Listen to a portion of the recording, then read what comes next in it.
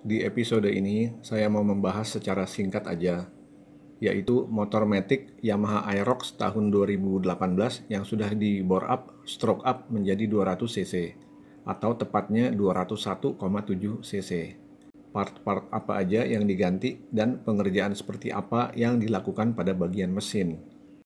Displacement mesin Aerox standar adalah 155 cc dengan bore 58 mm dan stroke 58,7 mm.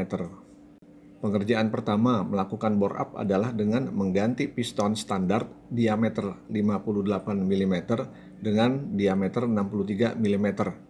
Jadi penambahannya 5 mm. Ada dua cara yang dapat dilakukan untuk mengaplikasi piston diameter 63 mm ini, yaitu paket bore up yang terdiri dari piston set 63 mm berikut blok silindernya. Paket bore up merek-merek aftermarket tersedia seperti BRT, KTC, TDR, dan lain-lain. Juga ada beberapa pilihan size seperti diameter 62 dan 66 mm. Tipe piston biasanya melalui proses tempa atau forging dan blok silinder berlapis keramik. Piston yang melalui proses forging lebih kuat menahan tekanan dan panas ekstrim dibandingkan piston dibuat melalui proses cetak atau casting. Molekul alloy piston proses forging lebih rapat dan padat. Tapi untuk pemakaian bukan balap atau kompetisi, di mana rasio kompresi statik yang lebih rendah, cast piston biasa sudah lebih dari cukup. Paket bore up itu plug and play, bisa langsung diinstal ke engine crankcase tanpa harus ada pengerjaan dengan mesin bubut dan lain-lain. Cara kedua, dengan tetap menggunakan blok silinder standar bawaan motor, hanya bore linernya atau boring diganti dengan bore liner baru.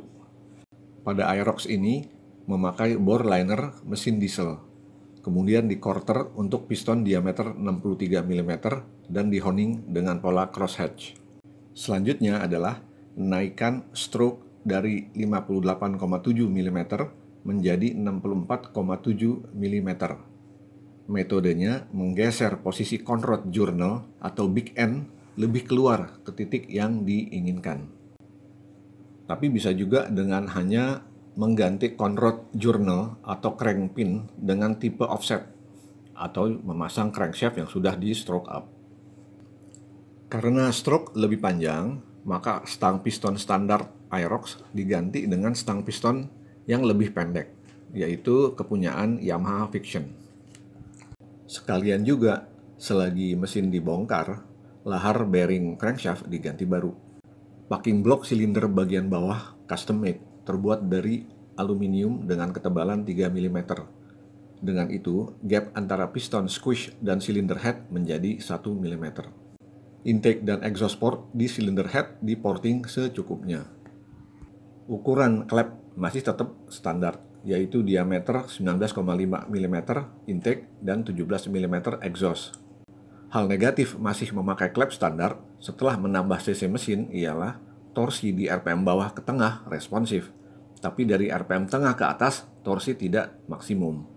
Disebabkan diameter klep kurang besar membuat kecepatan airflow yang masuk ke dalam silinder di RPM tinggi dan gas buang yang keluar dari silinder terhambat. Pada proyek selanjutnya, klep harus diganti dengan yang lebih besar, yaitu intake diameter 22 mm dan exhaust 19 mm. Bersamaan membuat beberapa sudut pada area di seating klep atau valve seats, yaitu 30, 45, dan 60 derajat. Tujuannya memperhalus radius di area itu supaya pola aliran udara yang melewati klep dapat lebih cepat tanpa terjadi turbulensi. Kemudian, memperbesar diameter venturi throttle body, atau biasa dengan sebutan di rimmer, dari 28 mm menjadi 30 mm. Walaupun sebenarnya melakukan rimmer belum begitu perlu, mengingat diameter klep intake dan exhaust masih standar. Injektor yang dipasang di throttle body tipe 10 lubang, kapasitas 180 cc per menit, dengan maksud suplai bensin dapat memenuhi kebutuhan AFR.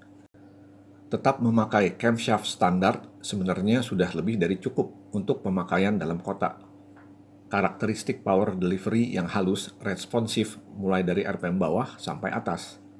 Hanya kali ini mencoba camshaft aftermarket merek BRT tipe T2. Titik kurva torsi maksimum berada pada RPM yang lebih tinggi, berpengaruh langsung terhadap penambahan power maksimum di RPM yang lebih tinggi dari sebelumnya.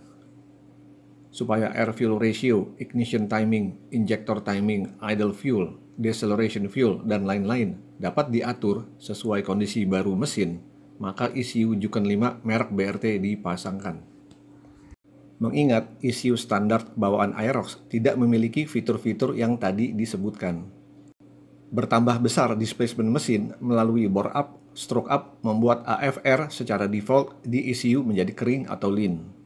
Penyebabnya tidak lain massa udara yang lebih besar merubah rasio campuran antara udara dan bensin. Rasio udara lebih banyak, maka AFR menjadi kering.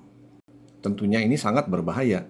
Temperatur dalam ruang bakar menjadi panas. Kemungkinan besar muncul detonasi atau ngelitik yang merusak mesin. Gas hasil pembakaran memerlukan knalpot dengan desain sedikit hambatan. Maka pada RPM tinggi akan cepat terbuang keluar. Knalpot tipe free flow straight through full system merek Daytona jadi pilihan. Sayangnya diameter bagian dalam pipa header 28 mm. Sedangkan ukuran ideal yang diharuskan untuk mesin 200 cc sekitar 30 mm. Sistem pengapian yaitu coil diganti dengan kapasitas voltase yang lebih kuat merek Ultra Speed Racing. Tapi coil standar pun tetap dapat bekerja efektif, menyalakan busi sejauh kompresi statik piston tidak terlalu tinggi, misalnya di atas 11,5:1.